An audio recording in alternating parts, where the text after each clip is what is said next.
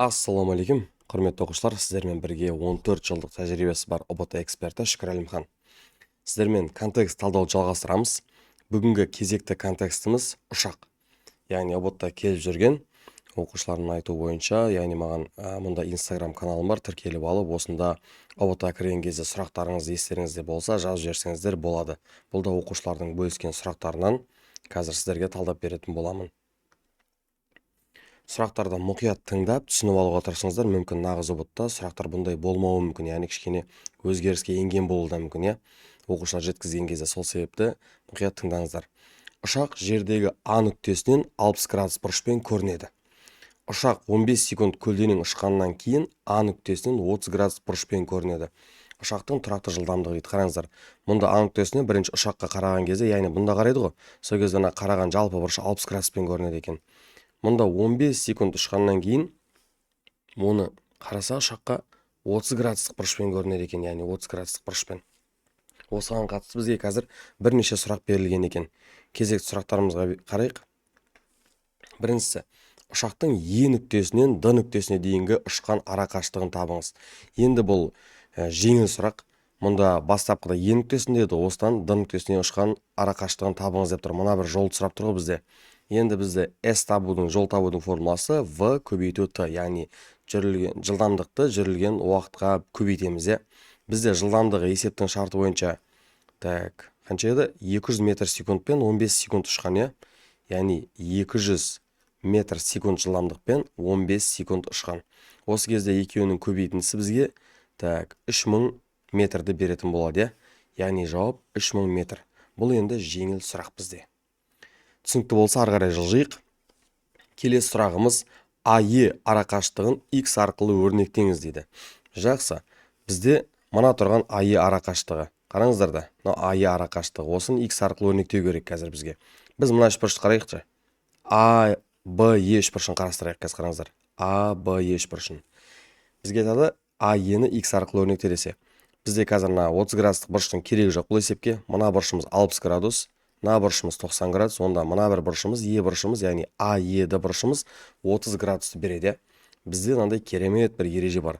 30 градусқа қарсы жатқан катет гипотенузаның жартысына тең, яғни 30 градусқа қарсы жатқан мына бір катет гипотенузаның жартысына тең екен. Ал біздің мына катетіміз X деп өрнектелген ғой, онда гипотенузамыз одан 2 есе артық болды, яғни 2X-қа тең. Яғни осы бір керемет ережені білсек, оп-оңай бір балға иеленеді екенбіз ұбтта. Жақсы, түсінікті болса, ары қарай жылжиық. Келесі, АСД үшбұрышын пайдаланып, X-ті H арқылы өрнектеңіз дейді. Жақсы есеп екен мұнда. Қарайта, бізде қалай тапсақ болады бұны. Біз жаңа мұна ара қашықтың 3000 екенін тауып алғанбыз есепте, соны қолданамыз. Қазір ара қашықтық 3000 болса, онда B мен S-ның ара қашықтығы да 3000 болады, біз былай жазсақ. Сіздерге қалай ыңғайлы түсіндірсем екен оңай. Қарапайым түрде Пифагор теоремасымен қарастырайық. Бізде асы қабырғасы жалпы қанша болады? X плюс 3000 болады, Ал D-сы биіктігі H-қа тең. Ал мұна A, D-ны қарайтын болсақ, мына жерде 60 градус керек емес. Мына бұрышты қарастырамыз ғой біз 30 градус деп. 30 градусқа қарсы жатқан катет гипотенузаның жартысына тең. Сонда біз A-дан басталған D-ға дейінгі ара қашықтықты 2H деп белгілесек болады екен. Осы жерден ең ыңғайлысы Пифагор теоремасы деп ойлаймын. Негізі басқа да әдістер бар. Қарсы жатқан катеттің іргелес катетке қатынас тангенс деп өрнектеуге болады. Бірақ мен оқушыларға ең қарапайым тәсілмен түсіндіруге тырысам барынша. Яғни Пифагор теоремасы. Гипотенузаның квадраты 2H-тың квадраты тең болады. Бір катетіміз H квадрат. Плюс екіншіміз X плюс 300-дің квадраты. Мұнда бізден не шығады? Бұлай алатын болсақ, 2H квадраттан 4H квадрат шығады, және мұна H квадратты бірден минус деп өткізер мына беткемен. X плюс 3000 деп. Енді бізде 3H квадрат қалады, тең X плюс 3000. Енді бізде сыртында квадрат бар ғой. X-ті H арқылы өрнектеу керек болса, бізге X табу қажет. Онда мен квадратты сол жақ бөлігіне түбірас деп өткізсем болады. Түбірасында 3H квадрат тең X плюс 3000-ға. Мұнда H квадраттан H шығып кетеді түбір алдына, ал 3 түбірдің астында қалып қойды, ол шыға алмайды. Және ана плюс 3000-ді сол жақ бетіне минус 3000 деп өткізсек, бұл x-қа тең болып қалады. Демек, x-ті h арқылы өрнектеген кезде x тең h түбір асты 3 минус 3000 деген жауап дұрыс болады екен.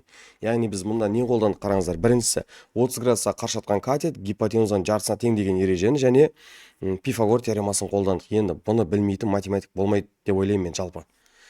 Бұны білмейтін болса математикаға жоламаған дұрыс, жалпы геометриядан. Ары қарай кеттік.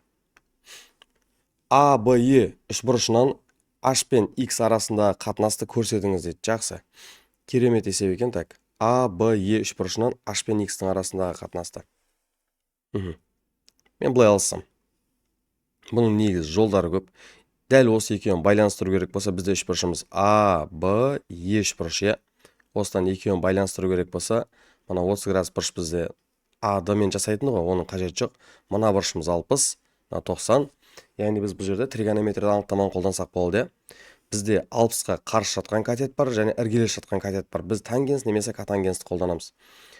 Бізге негізі ыңғайлысы бірден табуға катангенс. Катангенс жоқ, тангенспен тапқанымыз дұрыс болады екен, Так, мына өшіре салайық. Тангенспен таба салайық. Тангенс, так, 60 градус. Тангенс 60 градус дегеніміз не? Ол қарсы жатқан катеттің, яғни 60 градусқа қарсы жатқан катетіміз H-тың іргелес жатқан катетке қатынасы, яғни X-қа қатынасы екен. Енді бізде тангенс 60 градустағы мәні қандай? Түбір астында 3 емес пе де? Тең H бөлу X. Мұнда астында бір бар деп ойласақ, пропорция жіберейік. H-ты бірге көбейтсек, H тең X-ті түбір H-ке көбейтсек, X түбір H деген жауабымыз оңай шыға қояды екен. Осылай қолдансақ, тағы да қанжығада бір ұпай бар екен. Есеп түсінікті болды деген ойдамын. Асықпай мұқият қарап алыңыздар. Түсінікті болған жағдайда ғана ары қарай жылжыңыздар. Келесі есеп бізде ұшақтың ұшу биіктігін H табыңыз дейді. Түбір асты 3, жоқталған мәні 1,173-ке тең. 100-ке дейін дөңгелектеңіз. Жақсы. Біз былай жасайық. Бізде мына ара қашықтығымыз қазір қаншаға тең болып тұр? 3000-ға тең болып тұр. Бізге не керек қазір? Так. Бізге ұшу биіктігі, яғни H-тың мәнін табу керек болды бізге. H-тың мәнін табу керек болды. Так, сіздерге түсіндіру үшін мен былай алайын. Екі үшбұрышты қарастырсам. Жақсы. Бірінші мынау ABE үшбұрышын қарастырайын. ABE үшбұрышын. Одан кейін жалпы мынау ACD үшбұрышын қарастырсақ. Сызықтарымыз қисайып кетті. Мұнда сол жақта кішкентай үшбұрышымыздан бұның бұрышы 60-қа тең ғой. Тангенс 60 градус дегенді қолдансам мен. Тангенс 60 градус деген қарсы жатқан катеттің іргелес жатқан катетке қатынасы. Және үлкен ADC үшбұрышымыздан тангенс 30 градус алсам.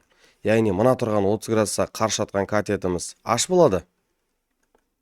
Бөлімінде X плюс 3000. Өйткені іргелес жатқан катет X пен 3000-ның қосындысына тең жалпы, қосындысына тең. Демек, біз екеуінде астында бір бар деп ойласақ, пропорция жасайық. Мұнда H тапсақ, H тең X көбейту тангенс 60 градус, H тең X плюс 3000 көбейту тангенс 30 градус болады.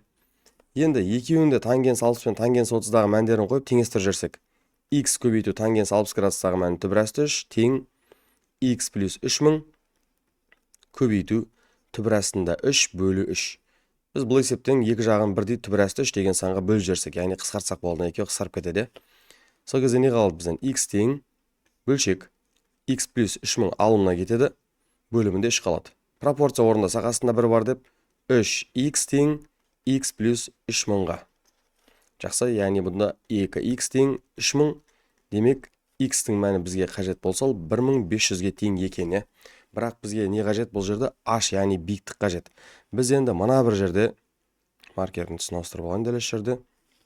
Мына бір жерде біз H тең x көбейту тангенс 60 градус, яғни H тең x көбейту тангенс 60 градустағы мәні түбір асты 3 деген өрнекті алғанбыз. Демек 1500 көбейту 1,73 болады. Осы жерде калькулятордың көмегін қолдансақ, яғни 1500-ді көбейтеміз 1,73-ке. Сол кезде жоқталған мән 2595 болып шығады екен. демек бізге бұны 100-ке дейін дөңгелектеңіз десе, мұнда жазылып тұрған 2600 жауабы дұрыс болып шығады, иә. Есеп түсінікті болды деп ойлаймын. Кішкене шатастыратын есеп. Геометриядан жақсы білім деңгейі болу керек бұны түсіну үшін. Паузаны қойып, немесе артқа қайтарып қайтадан көріп алыңыздар. Жақсы, кезекті контекстімізді аяқтадық. Сіздермен бірге болған 14 жылдық тәжірибесі бар ОБТ эксперті Шүкір Әлімхан. Каналға тіркеліп кетіңіздер, лайк басып, комментарий жазып, қолдап қойыңыздар. Және төменде Instagram парақшам тұр. Мұнда да міндетті түрде тіркеліп қойыңыздар. Жаңалықпен бөлісіп отыратын боламын. Және де ОБТ-та қандай да бір жаңа сұрақтар кездессе, маған Instagramға жазып бөліссеңіздер болады. Бірге эфирде талдайтын боламыз. Қош сау болыңыздар.